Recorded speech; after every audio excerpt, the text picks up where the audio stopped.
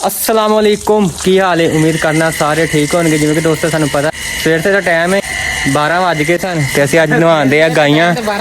आ वेख लो असीं अज नवांदे गाइयां ते 2 शीशियां पाइयां ने शैंपू दी लाइफबॉय दियां वड्डियां ते उस तो बाद असीं नवांदे हुण क्योंकि गर्मियां शुरू हो गई इस करके असीं ना गाइयां नवांदे असीं कहने नवा के ना ते इन्हां नूं चिट्टियां करिए। ठीक है ते आ वेख लो असदे गाइयां एक गाय चिट्टी ते एक काली। ठीक है अस इन्हें नवांदे हैं तो जेह्ड़े दोस्त ने मेरे चैनल में सबसक्राइब नहीं किया सबसक्राइब कर लैन। लास्ट आई दी मज़ेदार वीडियो करने हैं शुरू। जिवें कि दोस्तों सारा पानी आ गया हुण मारन ते सरफ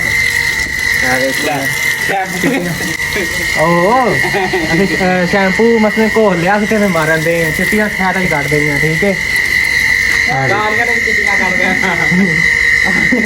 सारियां चिट्टियां रंग ना करना जैवें जी गाँव चिट्टियां सफेद करनी है बंद कर गया तू की खोलिया तूने होर कुछ है घोल लिया आया की घोल लिया की घोल लिया होमवर्क संदा मैंने पता ही ना मेरा पता ही ना वाले करा लीजिए इधर बखा भी कहने सर मारी दा शैंपू है जी मारी दा जे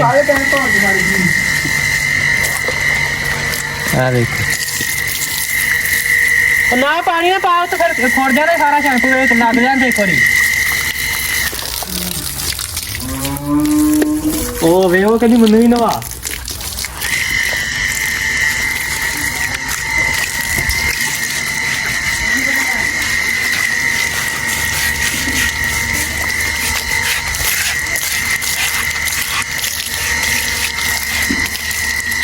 अजे की याद करन गया तेरे शहर आ गए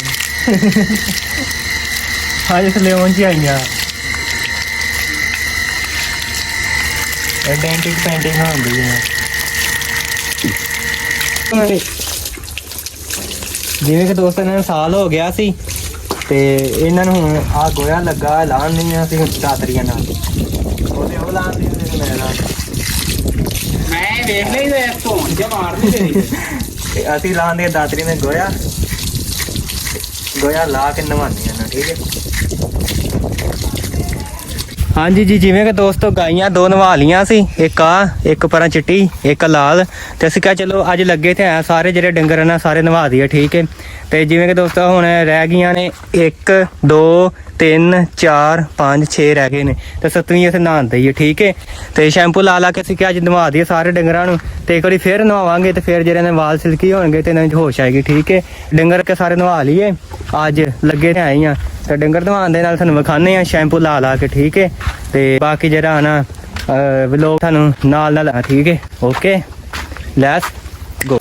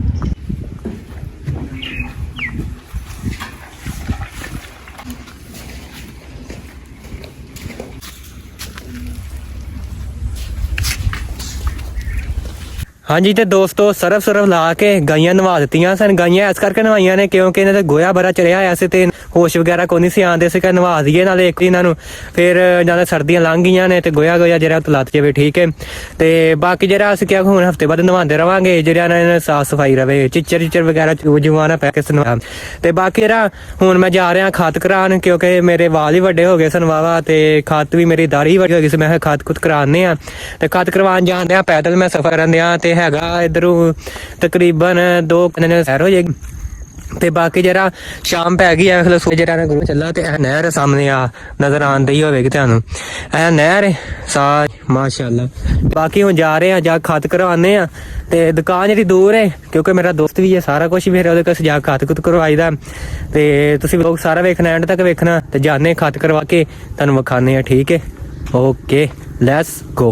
ਹਾਂਜੀ ਜਿਵੇਂ ਕਿ ਦੋਸਤੋ ਹੁਣ ਮੈਂ ਖਤ ਛਤ ਕਰਾਇਆ VIP ਮਾਹੌਲ ਹੋ ਗਿਆ ਮਸਲਨ ਕਿ ਦਾੜੀ ਛੋਟੀ ਕਰਾ ਲਈ ਵਾਲ ਵੀ ਛੋਟੇ ਕਹਿੰਦੇ ਵਾਲ ਵੱਡੇ ਹੋਣ ਜਾਂ ਦਾੜੀ ਵੱਡੀ ਹੋਵੇ ਤੇ ਫਿਰ ਬੰਦਾ ਸ਼ਦਾਈ ਜਿਹਾ ਲੱਗਦਾ ਇਸ ਕਰਕੇ ਮੈਂ ਕਿਹਾ ਜਿੰਨੀ ਕੁ ਉਮਰ ਆ ਨਾ ਉਹਨਾਂ ਦਾੜੀ ਤੇ ਵਾਲ ਠੀਕ ਹੈ ਤੇ ਮੁੱਛ ਮੈਂ ਇਸ ਕਰਕੇ ਨਹੀਂ ਮੁੱਛ ਮੈਂ ਵੱਡੀ ਰੱਖਣਾ ਚਾਹੁੰਦਾ ਠੀਕ ਹੈ। ਤੇ ਕੀ ਹੁਣ ਘਰ ਆ ਗਏ ਆ ਵੇਖ ਲਓ ਸੁਬਹ ਹੋ ਗਿਆ 6 ਵੱਜ ਗਏ ਨੇ ਤੇ ਇੱਥੇ ਵਲੋਗ ਦਾ ਆਪਾਂ ਕਰਦੇ ਐਂਡ ਉਮੀਦ ਕਰਨਾ ਮੇਰਾ ਵਲੋਗ ਚੰਗਾ ਲੱਗਾ ਹੈਗਾ ਜੇ ਚੰਗਾ ਲੱਗਾ ਮੇਰਾ ਵਲੋਗ ਤੇ ਪੰਜਾਬੀ ਮੁੰਡਿਆਂ ਦੇ ਚੈਨਲ ਨੂੰ ਸਬਸਕ੍ਰਾਈਬ ਕਰਨਾ ਨਹੀਂ ਭੁੱਲਣਾ ਦੁਆ ਯਾਦ ਰੱਖਿਓ। ਓਕੇ ਅੱਲਾ ਹਾਫਿਜ਼।